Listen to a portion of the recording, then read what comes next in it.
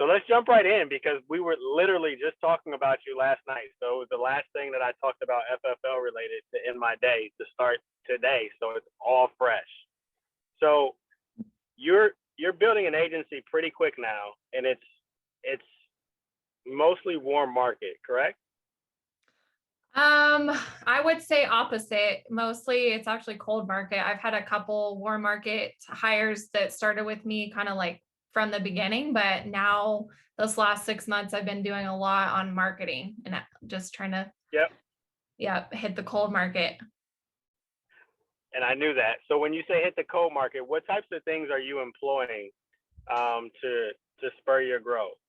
So I feel like it's kind of the same dynamic as like leads. You need a diversity, same with hiring, right? So I try a little bit of everything. I'm trying to get more active, obviously, on social media because I think that's a huge tool that we all have access to, and it's also free, which is amazing. So I'm trying to get better about like LinkedIn, Facebook posts, TikTok, which I'm just figuring out. I know that that's like kind of taken over everything right now. So Yeah. we're definitely getting on board. We're constantly just kind of changing and growing, with the new things that are coming out. And then I've got ads constantly running on like Indeed and ZipRecruiter as well. Okay. Got it. So how did you come to find Family First Life? So I'm actually a cold market hire from Indeed. Zach T had been running an ad over here in Western Colorado. And at that point, I just was a stay-at-home mom. I kind of would check like Indeed just periodically just to see like what was up with jobs in the area, if there was anything like intriguing that maybe I could kind of do part-time just to, supplement some income, that sort of thing. And I saw that ad that talked about like a life producer, make over 6 figures your first 12 months. And I thought, like this definitely sounds like some like weird pyramid scheme. But yeah, that's basically how I stumbled upon Family First Life is just due to Zach recruiting. So Right. So full-time stay-at-home mom turned insurance guru seemingly overnight. So what happened? How did you catch on so quickly? we have all the tools here. I mean, the training and just like the knowledge that people that are already producing at a high level offer to everybody free of charge. It's amazing. So I literally, I think before I first started, I locked myself in my room and I watched probably every FFL YouTube video that I could find out there. And I just kind of took bits and pieces from people that I liked or that I related to and kind of tweaked it, made it my own.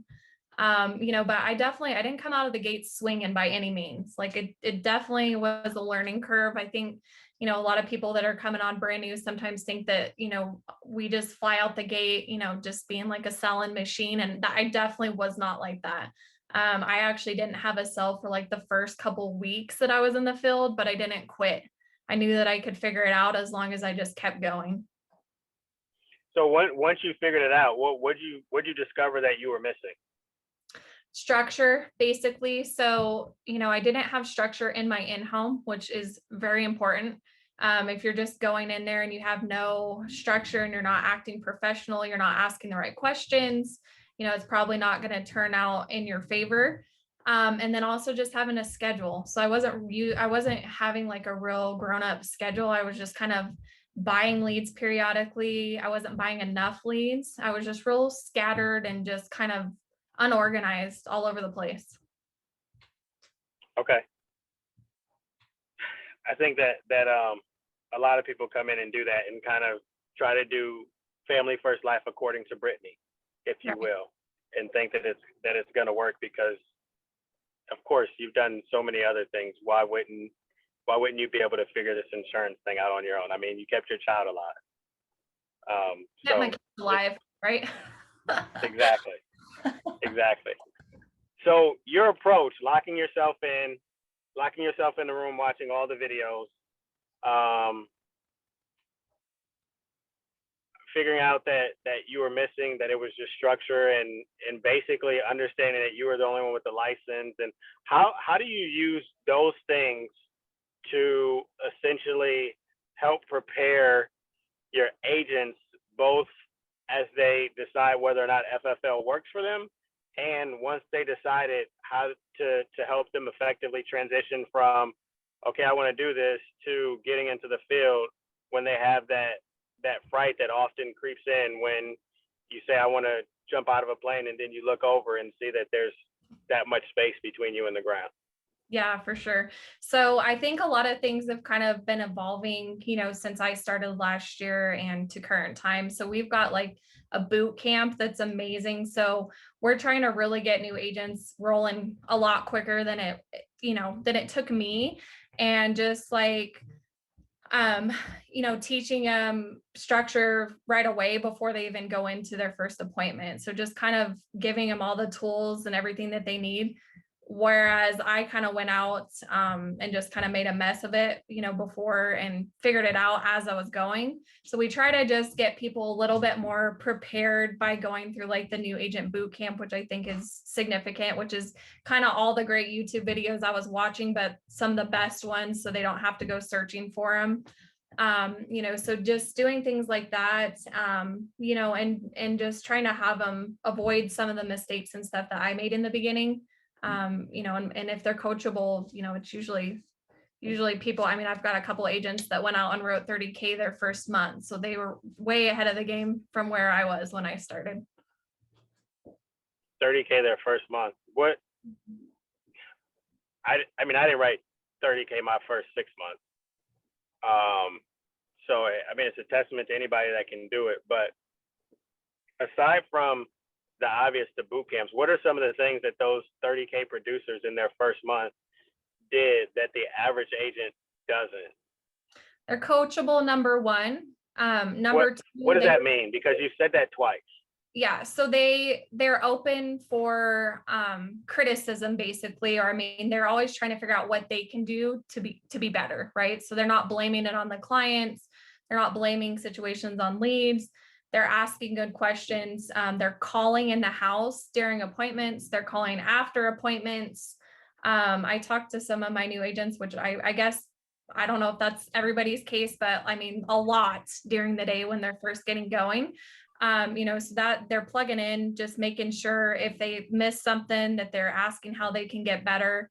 So they're moldable. They're not set in their ways. They don't think they know everything. They want to, ask questions and figure out how they can get better. Does that person just reveal themselves automatically? Is that something that coming in, that's who they are? Is it something that you try to pull out of them when you're hiring? How does that person come to exist at Family First Life? I try to hire everybody, but it's kind of like with anything, the top producers are the people that are willing to sacrifice, go to work, and be coachable. They're going to be the ones that I'm going to focus more of my time on, rather than the people that aren't really taking it seriously. And that's something that I'm still learning, because I'm new to the building side, but I think that they kind of reveal themselves after a certain point, and that's kind of who I want to focus on pouring knowledge into, more than somebody that's going to run like 2 to 3 appointments a week and not really be doing what they need to be doing. So basically you just hire and go to work, continue producing until somebody says, hey, wait a minute, Brittany, stop, I need you. Exactly. Yep. I just hire. You have to hire an army to get a handful, so that's kind of my method, is just to keep continuously hiring. And those people that are really hungry, I think that they'll, work their way out of the woodwork. And those are the people that you really want to focus on. And those are typically sometimes the people that are going to want to start building and bringing people up with them too. How are you? I know you talked about the resources. I mean, and with what you write, that has to be pretty overwhelming. How are you structured? How are you doing all this hiring? What does that process kind of look like for you? So staff is really important. I've struggled with that myself. I try to hire staff remotely, back in December. That was my first staff that I actually tried to hire. Didn't really turn out to work out as well as I thought it would. So I've got an admin / recruiter right now, and I'm working on finding more people to kind of help me with the hiring side. But I've cut my production days or my days in the field back to just 2 cram solid pack days, where the other, 4 to 5 days a week, I'm just focused straight on hiring. So, I make sure that I kind of change that from, when I first started, because I was spending all my time out in the field. Now, I've kind of switched to where I'm trying to produce a certain amount per week. If I can get that taken care of in 1 to 2 days, the other days I can focus on building. When you say cram solid, how many appointments are you running in those 2 days? At least 12 per day. So I try to set 10 to 12 solid appointments, either Saturday or Sunday, or I'll run like a Saturday and a Tuesday. Okay. And when you're in the field in these 12 appointments, obviously, there's, you set aside that other time to hire, but with the nature of our business and people working full-time jobs and wanting to do this full-time, and them not having the demanding schedule that you have, how do you kind of manage things while you're still running your business through those days that you're in the field? You just try to be as organized as possible and super efficient when you are in the field. And the other thing is, like, there are, agents calling during appointments, things like that. And I'm just upfront with my clients, like, hey, we've got new people coming on board. If my phone does ring, I'm going to have this here. Like, I'm going to have to pick this up, but it'll just be a brief phone call.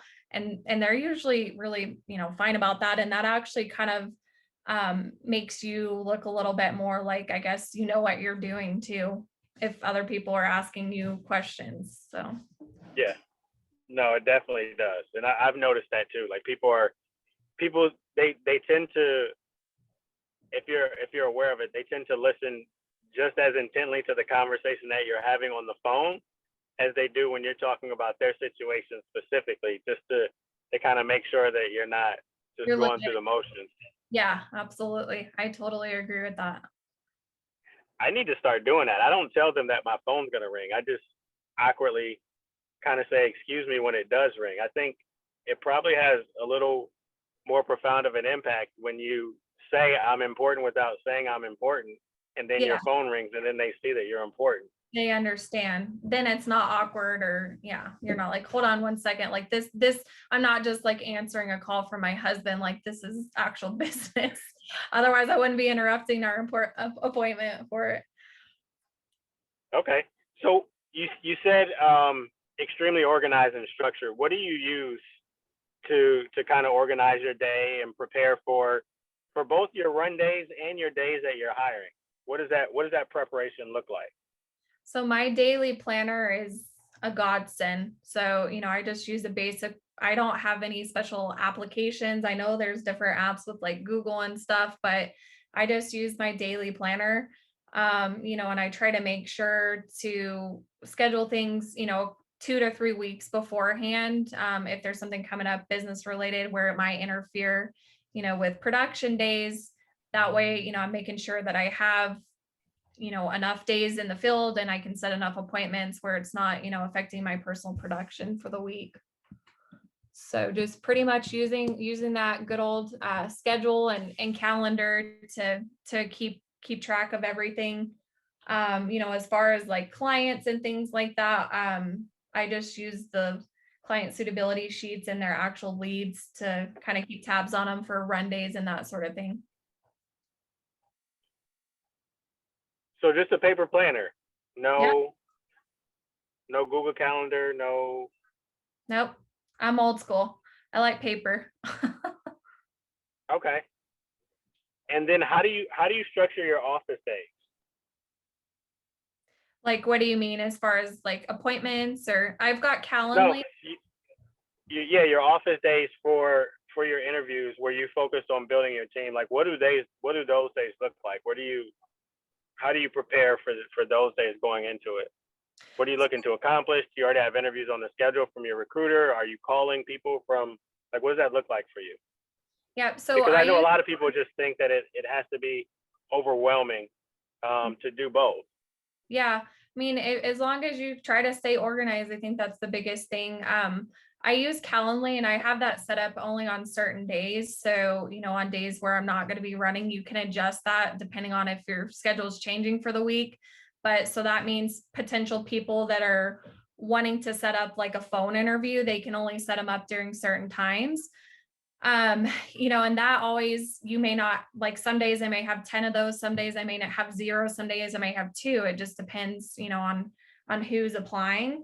But other than that, I'm basically going through like overflow, from like 7 to the end of the day, trying to just get recruits and just posting stuff on social media.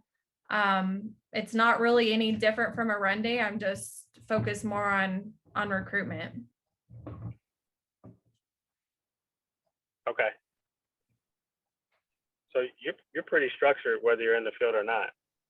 I try to be, and I've got a 3-year-old and a 6-year-old. So I think, I'm grateful and blessed that I do have a spouse that's supportive, even on days where, and I'm working on, actually, I need to get in office. So I've got a home That was office. actually my next question.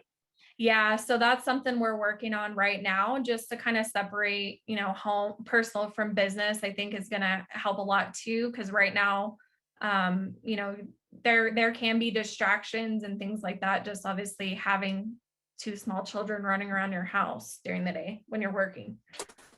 Babe. 1 second. What size what's your agency look like now?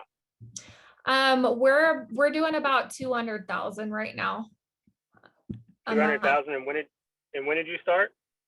I started recruiting about, I would say, 7 months ago. Okay. Yeah. And when did you start with FFL? I got licensed in November of 19. Okay. So 200,000 in 7 months. So zero to 200,000 in the last 7 months or so.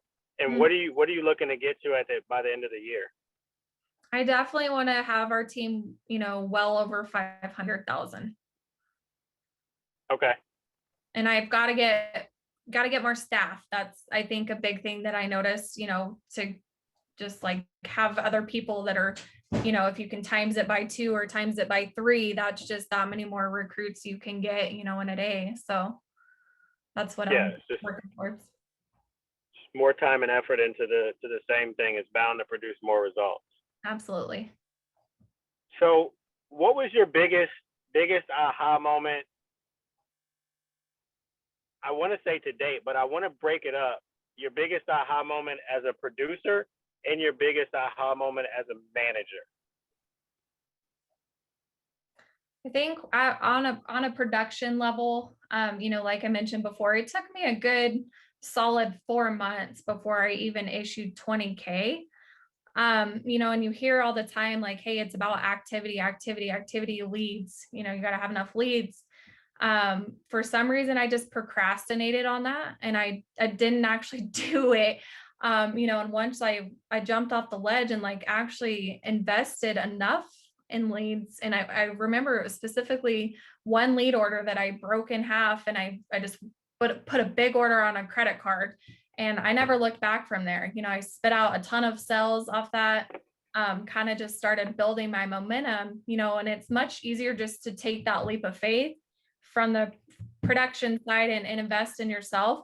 And then like the aha moment, I think the same for hiring, it's kind of the same concept, if you're just kind of dabbling in it, basically the more people you're getting in front of, the more ads you have, the more activity you're going to produce, the more people you're going to be able to recruit.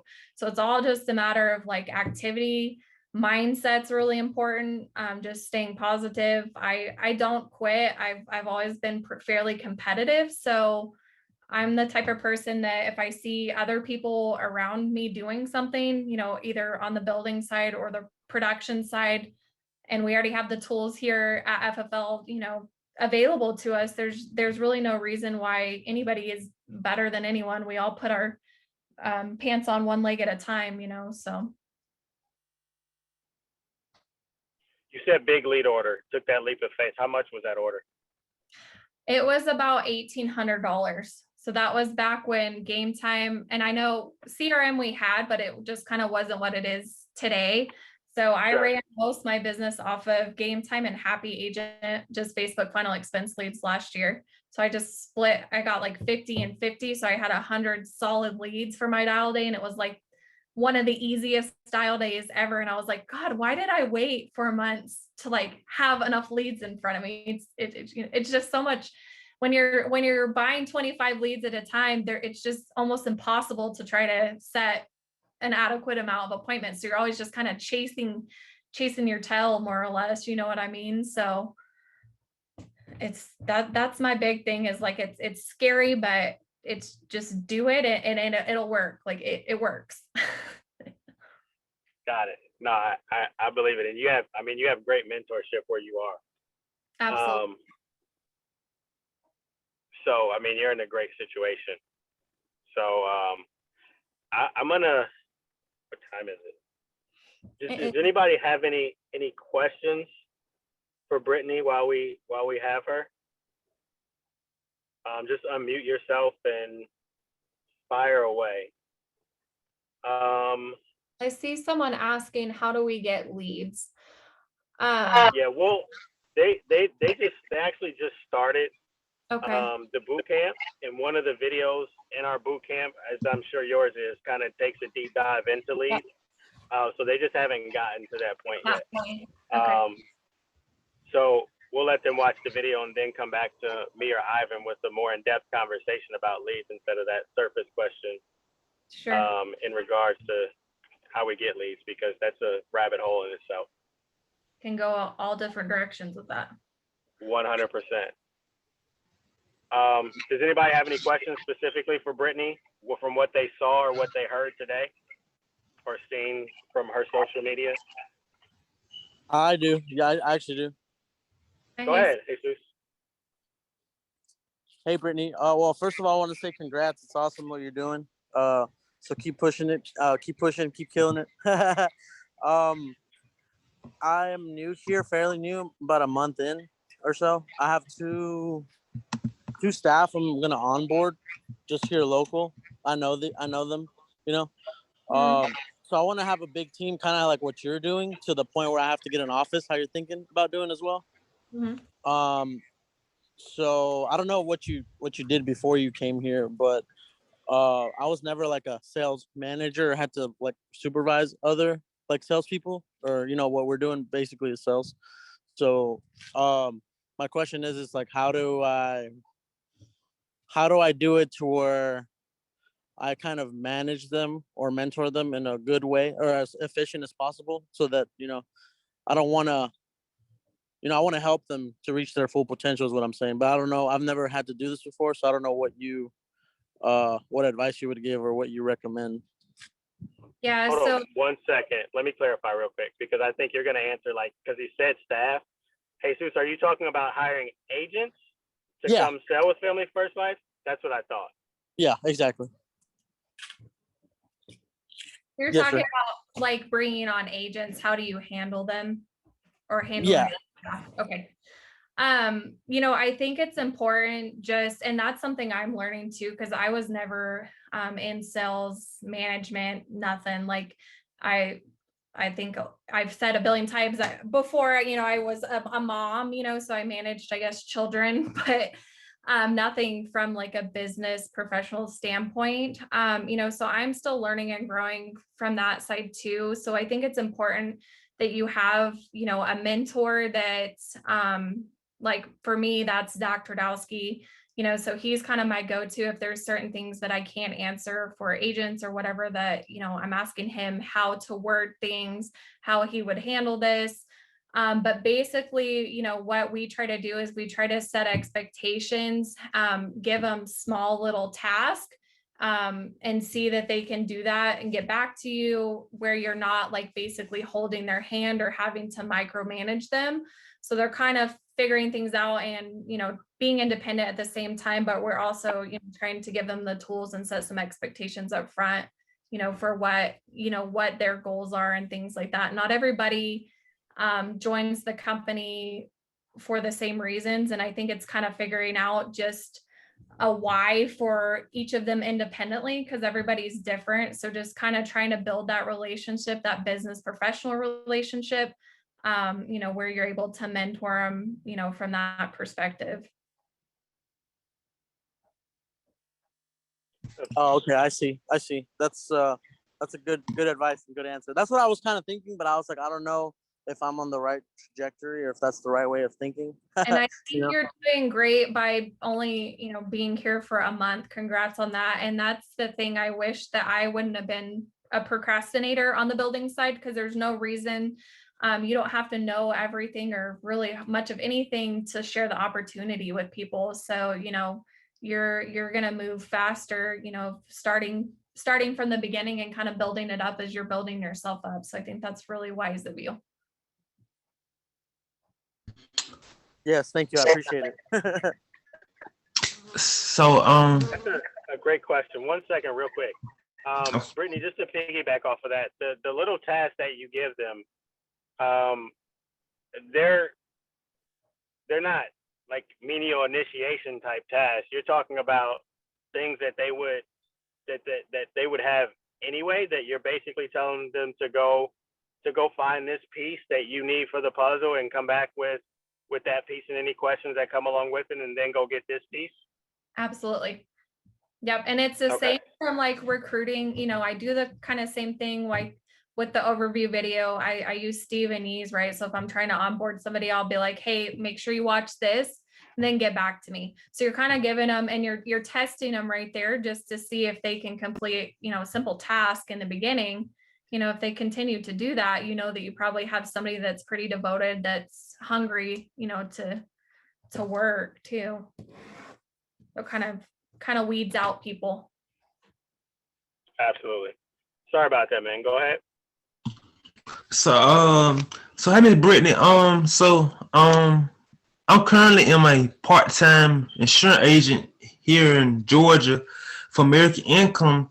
So I just recently just hired just last Friday, and so I'm trying to like with the leads with so with the leads here. So with leads here with American Income here in Georgia. So basically we do referrals basically. So like if we sit down with a client, we they give us like someone like their neighbor, their cousin, or their somebody they work with, and so they become a lead, our next lead. So that's how our program works. So with the leads with Family First, how does the leads go with the system here? Yeah, well, welcome to the team. We're happy to have you. And that seems really hard working off of like warm market and referrals. So our leads are generated from people that are actually interested in life insurance or mortgage insurance, right? So there's all different types of generation. There's like direct mail where people get something in the mail, they fill it out and send it back to us. And then there's ones that are generated from like websites or Facebook. So like media generated leads. They're exclusive. So that means, depending on where you're at, what counties you're in, I don't know how far you are in the onboarding process and stuff, but we have what's called the CRM now, which is amazing. So it's basically like a heat map of the entire US. So you can get on there and look around and see what different types of leads and how many leads there are in counties that are around you, or even if you're wanting to travel out of state. So, we go to clients, we don't have to wait for clients to come to us. And I think that's why a lot of people are able to produce at such higher volumes than some other IMOs, because we're able to get as many leads as we want. We're not having to go prospect or cold call, door knock, all that kind of stuff. I think it's also worth mentioning that you can kind of very easily marry the two together, because if you're working leads and I mean, obviously you protect that family, then they have a family too. So if you're already accustomed to asking for referrals, why not ask for the referral from your lead? Because their family needs that same great protection and the trust that they instilled in you. Their family needs that too. So it's kind of a way for you to generate your own lead from the leads that you're buying at FFL, where the people know that you're coming to sell insurance versus where you were, where they think you're coming to provide them with some sort of packet or child kit or something along those lines. So they kind of go hand in hand and complement each other. Yeah, absolutely. But Brittany, if you have time, I'm gonna let Yvette ask the last question, and then we'll get you back to your day, just because. Yeah, we're good. Thank you so much. Thank you, Brittany. Pleased to meet you. I just want to know, do we sell Medicare products? I do not sell Medicare products. Okay. That's something, but I believe there are some of the carriers we work with that do, but I would probably not be the best person to give advice on that because I do strictly like life and mortgage only. Awesome. Thank you so much. You're welcome. All right, Brittany, any parting shots, anything that you wish that you had known starting out or prior to today that you know now that you feel like would have dramatically changed your experience here? Invest in yourself. So I think mindset's probably one of the biggest parts too. Maybe all sales, I don't know. I definitely feel like this job, it's just kind of keeping a level head, believing in yourself, not only the process that we already have here, but trusting in that and knowing that, whatever your goals are for yourself and your family, that you can achieve them. And my biggest thing, I think if I could rewind, is I would have invested a lot more sooner on leads and also recruiting from day one. I wouldn't wait 7 months in to start bringing people on board.